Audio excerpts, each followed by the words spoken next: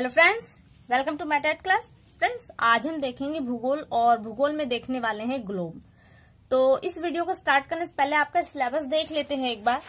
ये देखिए आपका सिलेबस है जिसमें हमने सौर मंडल देख लिया है और पृथ्वी, सौर मंडल में पृथ्वी की जो स्थिति उसे जान लिया है। और आज अभी जो पढ़ना है हमें ग्लोब, ग्लोब के बारे में और दिया है कि पृथ्वी पर स्थानों का निर्धारण, इसे हम एक वीडियो में देखेंगे। और जो हमारी अगली वीडियो होगी पृथ्वी की गतियां, यानी कि पृथ्वी की और कौन कौन सी गतियां हैं इनको जानेंगे। और अभी जो देखने वाले हैं ग्लोब, और ग्लोब में जो स्थानों का निर्धारण है उसे देखेंगे कैसे होता है। तो आइए देखते हैं। देखिए फ्रेंड्स, अभी आपने जो सिलेबस देखा इसमें आपको कहीं अक्षांश और देशांतर रेखाएं देखने को नहीं मिलेंगी पढ़ने के लिए, लेकिन जब आप ग्लोब को पढ़ते हो और हर देश की एक स्थिति को जानना चाहते हैं तो आपको अक्षांश और देशांतर रेखाओं के बारे में जानकारी होनी चाहिए। हालांकि दबे रूप में दिया है लेकिन आपको ये पढ़ना है। तो अभी हम देखते हैं ग्लोब। ग्लोब क्या है? ग्लोब पृथ्वी का एक छोटा प्रतिरूप है। शब्द में देखिए, ग्लोब पृथ्वी का त्रिमीय प्रतिरूप है। त्रिमीय में यानी कि 3D आकृति है। आपने जो आपकी बुक होगी वहां पे आप देखते हैं ग्लोब बना होता है, लेकिन जो बुक में ग्लोब बना हुआ है वो 2D आकृति है, यानी कि जिसमें लंबाई है और चौड़ाई है। वहीं अगर हम 3D आकृति की बात करें तो 3D आकृति कुछ इस तरीके से हो जाती है जिसकी हम लंबाई, चौड़ाई और ऊंचाई सब कुछ नाप लें, वो आपकी होती है 3D आकृति। तो ग्लोब क्या है? आपकी 3D आकृति है, अर्थात ग्लोब पृथ्वी का वह प्रतिरूप है जो पृथ्वी के स्वरूप को लघु रूप में प्रदर्शित करता है। और यहाँ से प्रश्न बनेगा कि पृथ्वी का छोटा प्रतिरूप किसे कहते हैं? तो वो ग्लोब को कहते हैं। आगे देखिए, पृथ्वी पर किसी वस्तु की अवस्थिति, हमको अवस्थिति को जानना है।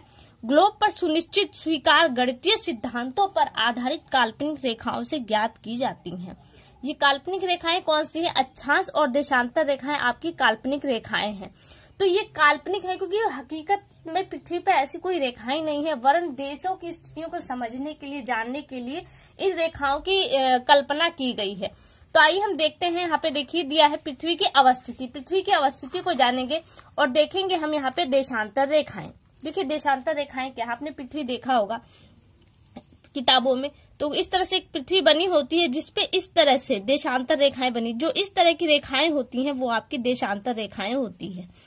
तो कहा जा रहा है ग्रीनविच वेधशाला जो कि लंदन के निकट है से गुजरती है देशांतर रेखा को प्रधान देशांतर रेखा कहा जाता है। इसका मान 0 अंश देशांतर है। देखिए पृथ्वी पे अगर हम देखें, अगर यहाँ से हम इसे खोल के देखें तो ये कुछ हमें इस तरह से दिखाई देगी। और इस तरह की कितनी रेखाएं हैं? 360 रेखाएं हैं इस तरह की जो देशांतर रेखाएं हैं। और अब देखिए ये प्रॉब्लम होती है, मान लीजिए ये देशांतर रेखाओं के रूप में हम इसे देख लेते तो आप कहाँ से स्टार्ट करेंगे? पहली रेखा ये है, ये है, ये है, ये है, या फिर कौन सी है पहली रेखा? ये कहना पॉसिबल नहीं है क्योंकि हम जहां से यहाँ से शुरू करते हैं फिर घूम के फिर यहीं पे आ जाएंगे। अगर यहाँ से शुरू करते तो यहाँ से घूम कर फिर हम यहीं पे आ जाएंगे। तो ऐसी कंडीशन में हम पहली रेखा कौन सी माने? तो यहाँ पे बताया गया है कि ग्रीनविच वेधशाला से जो रेखा गई है वो कहाँ है? लंदन के निकट है। इसी देशांतर रेखा को 0 अंश देशांतर रेखा है ये, और इसे ही प्रधान देशांतर रेखा कहा जाता है, यानी कि पहली रेखा आपकी यही रेखा है। आगे दिया है भारत में मानक समय 82.5 अंश पूर्वी देशांतर रेखा जो कि इलाहाबाद के नैनी से गुजरती है से माना जाता है। जो इस तरह से जो देशांतर रेखा है, देखिए हर देश का एक मानक समय होता है, तो उस देश में जो देशांतर रेखा गुजर रही होती है उसी देशांतर रेखा से उस देश का मानक समय तय होता है।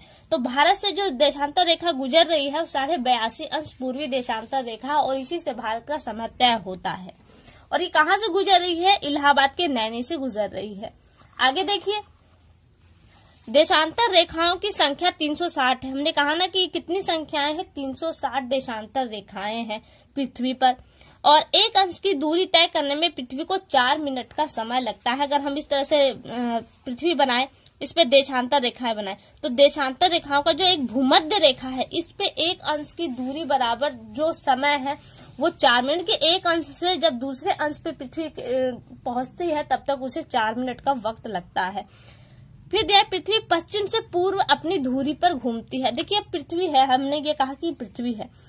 आप दिशाओं को देखें तो यहाँ पे आपका पूर्व आता है, यहाँ पे आपका पश्चिम, यहाँ पे उत्तर और यहाँ पे दक्षिण।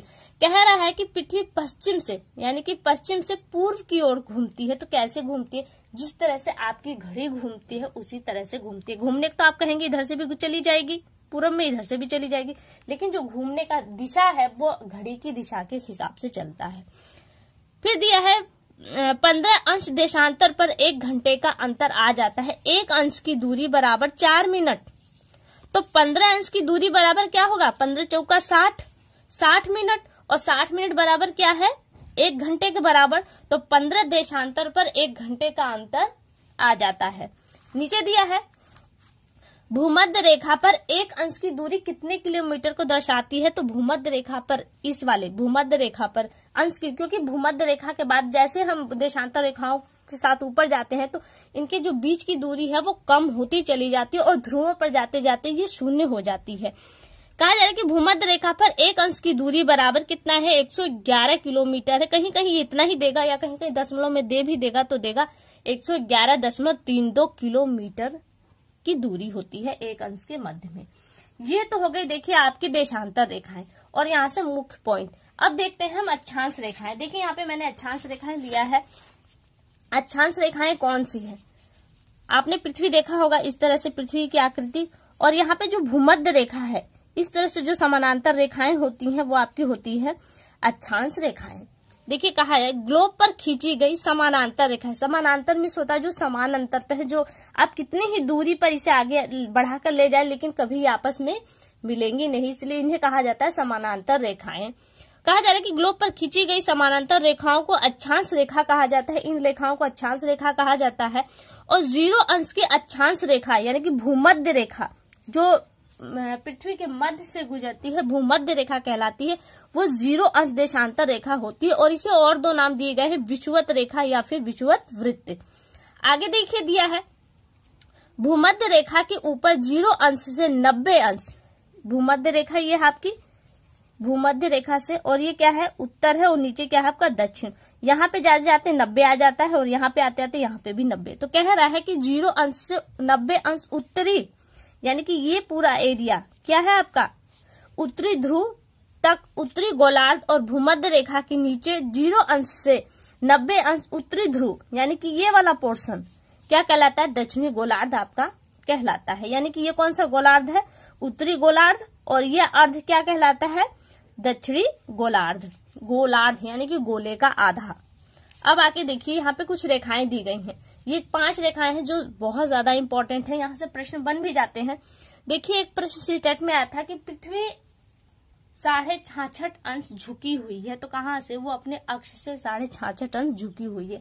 लेकिन हम जब पृथ्वी बनाते, देखिए यहाँ पे हम पृथ्वी बना रहे हैं, ये हमने पृथ्वी बनाया, और आपकी पृथ्वी 23.5 अंश झुकी हुई है अपनी धुरी से, कुछ इस कंडीशन से ये झुकी हुई है। अब कहा जा रहा है कि इसमें हम देखें कि भूमध्य रेखा कहाँ है, तो अब देखिए यहाँ से तो ये आधा हो गया, अब इसको आधा करना है, तो हम हमारी जो भूमध्य रेखा का जाएगी तो कहाँ से जाएगी? वो भूमध्य रेखा हमारी ऐसे जाएगी। ये क्या है? हमारी भूमध्य रेखा। फिर यही के देखिए भूमध्य रेखा है, ये कौन सी? 0 अंश देशांतर भूमध्य रेखा है। और फिर यहीं से 23.5 अंश की दूरी पर 23.5 अंश की दूरी पर जो हमारी रेखा जाती है वो है मकर रेखा, और यहीं से फिर उतनी ही दूरी पे यानी कि 66.5 अंश की दूरी पे जो रेखा जाती है उसे हम कहते हैं आर्कटिक रेखा। और ये कौन सा पोल है आपका? ये दक्षिणी पोल है। अब यहाँ पे देखिए ये तो भूमध्य रेखा है, भूमध्य रेखा से 23.5 अंश की दूरी पर जो रेखा जाती है उसे हम कर्क रेखा कहते हैं, और भारत के मध्य से होकर गुजरने वाली कौन सी रेखा है? वो है कर्क रेखा। फिर वहीं से एक और रेखा जाती है 66.5 अंश की दूरी पे, इसे हम कहते हैं आर्कटिक रेखा, और यहाँ पे क्या है आपका? उत्तरी पोल। तो ये देखिए रेखाएं होगी आपके अक्षांश रेखाएं। अब देखिए यहाँ पे 2 पॉइंट और इम्पोर्टेंट दिए गए हैं। उत्तरी ध्रुव और दक्षिणी ध्रुव पृथ्वी के 2 आधार बिंदु है, क्योंकि इन्हीं आधारों से पृथ्वी के जो भी हम उनके बारे में कल्पनाएं करते हैं वो कहाँ से? इन्हीं आधार बिंदुओं से करते हैं, और इन्हीं आधार बिंदुओं पे पृथ्वी की गति भी निर्भर करती है। और लास्ट पॉइंट दिया है कि इन दोनों ध्रुवों को मिलाने वाली काल्पनिक रेखा को अक्ष कहते हैं, यानी कि ये जो पृथ्वी है यहाँ पे एक पोल है, यहाँ पे एक पोल है, इन दोनों को मिलाने वाली जो रेखा है देशांतर रेखाएं ही है, इन रेखाओं को अक्ष भी कहते हैं। तो फ्रेंड्स उम्मीद करती हूँ कि आपको ग्लोब और अक्षांश और देशांतर रेखाएं लगभग काफी समझ में आ चुकी होंगी। अगली वीडियो में आपसे फिर मुलाकात होगी, तब तक के लिए नमस्कार।